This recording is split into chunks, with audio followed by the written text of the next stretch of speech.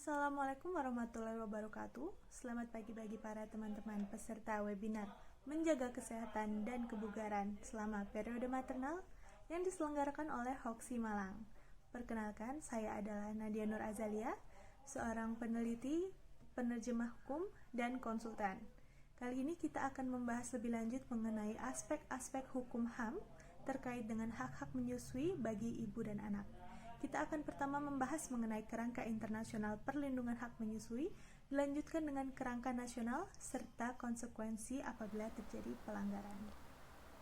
Apabila berbicara mengenai hak untuk menyusui, hal tersebut erat kaitannya dengan hak ibu atau perempuan dan hak anak, di mana menyusui merupakan salah satu bentuk peningkatan posisi sosial serta status ekonomi dari seorang perempuan yang dibutuhkan untuk mendukung praktik menyusui atau praktik pemberian ASI. Apabila terjadi pelanggaran dari hak perempuan untuk menyusui, hal tersebut bisa dikatakan sebagai sebuah pelanggaran atas hak asasi manusia dari perempuan tersebut. Karena menyusui itu sendiri juga sebuah kebutuhan dan sebuah hal yang penting dan mendasar bagi kehidupan ibu tersebut maupun anak atau bayi yang baru dilahirkannya. Selain itu, hak menyusui juga bisa disebut sebagai hak asasi manusia yang harus dilindungi, tidak hanya secara lingkup yang kecil saja, namun juga oleh negara. Karena itu, negara harus membuat suatu peraturan atau undang-undang yang melindungi praktik pemberian ASI tersebut. Hal ini didukung oleh statement dari raporter spesial dari PBB, khususnya dari kantor hak asasi manusia dari PBB itu tersebut. Dan ini juga dinyatakan dalam berbagai hasil penelitian maupun statement dari badan-badan lainnya seperti WHO, UNICEF, dan lain sebagainya. Selain itu, karena hak menyusui juga termasuk hak dari anak, maka ada juga konvensi-konvensi yang meliputi konvensi hak anak mengenai penerimaan ASI atau air susu ibu yang memang merupakan hak dari anak tersebut, karena sebagai seorang anak memang harus mendapatkan nutrisi dan gizi yang seimbang dengan kualitas terbaik, di mana hal tersebut dapat ditemukan dari ASI atau air susu ibu. Hal ini mencakup seperti pemberian fasilitas ataupun waktu bagi ibu untuk memberikan ASI secara langsung maupun untuk memerah ASI. Dalam kerangka hukum internasional, konvensi mengenai perlindungan hak tersebut sudah ada sejak tahun 1919 yang dikeluarkan oleh ILO atau Organisasi Perburuan Internasional. Ini merupakan salah satu dari konvensi awal ILO tersebut, karena bisa kita lihat di layar bahwa konvensi ini dikeluarkan pada tahun 1919 dan memiliki nomor ILO C3 atau konvensi nomor 3 dari konvensi-konvensi ILO lainnya. Kemudian konvensi lain yang mencakup hak menyusui termasuk CIDO atau konvensi penghapusan segala bentuk diskriminasi terhadap wanita, serta CRC atau konvensi hak anak. Perlu diketahui bahwa dalam CIDO tidak ada atau masih kurang ada ketentuan mengenai hak menyusui tersebut, karena pada saat perumusan CIDO hal yang difokuskan adalah merupakan keadilan kesempatan kerja, kebijakan untuk memiliki anak yang netral gender, dan hak reproduksi lainnya, sehingga masih ada pertimbangan feminis yang lebih khusus kepada hak sosial politik serta hak bekerja bagi perempuan. Serta ada asumsi bahwa menyusui merupakan suatu hal yang alami dan hak yang memang sudah ada atau yang tidak kurang perlu didukung atau dipush kembali dalam bentuk konvensi.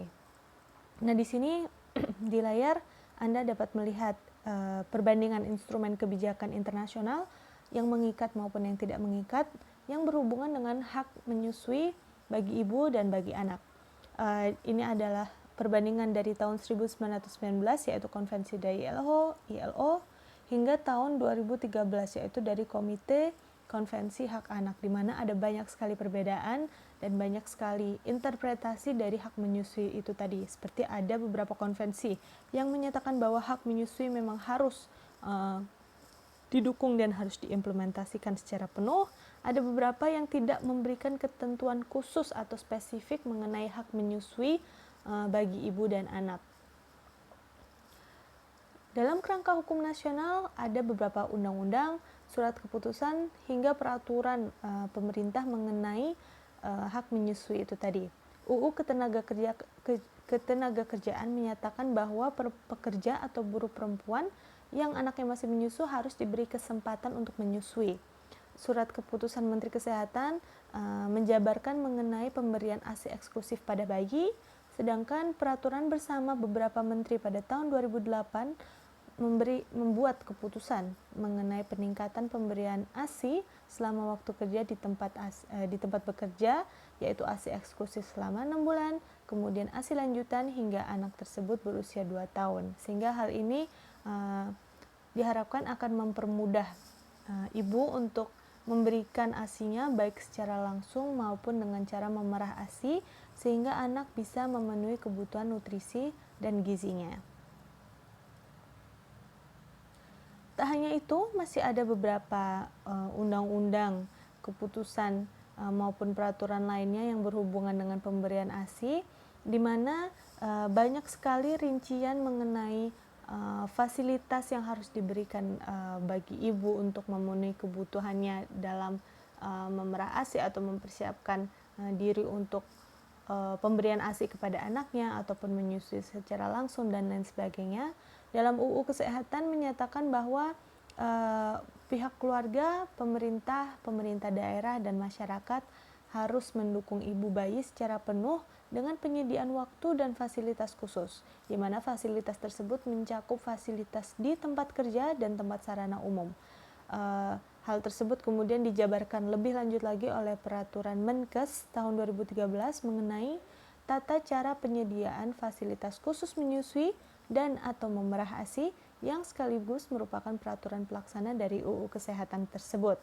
Sehingga di sini pemerintah berupaya supaya masyarakat secara luas, khususnya perusahaan-perusahaan yang memiliki karyawan perempuan, untuk mendukung pemberian ASI kepada anak, karena hal tersebut selain memberikan atau memenuhi kebutuhan untuk anaknya, hal tersebut juga dipercaya dapat meningkatkan produktivitas serta pemberdayaan perempuan sehingga perempuan tetap bisa bekerja, berkarya, dan berkarir di luar tanpa harus meninggalkan kewajibannya atas anaknya tersebut di rumah misalnya, atau apabila anaknya kebetulan boleh dibawa bekerja juga bisa dengan cara memberikan ASI secara langsung atau bahkan memerah ASI yang kemudian disimpan di freezer kemudian dibawa pulang untuk anaknya dan lain sebagainya.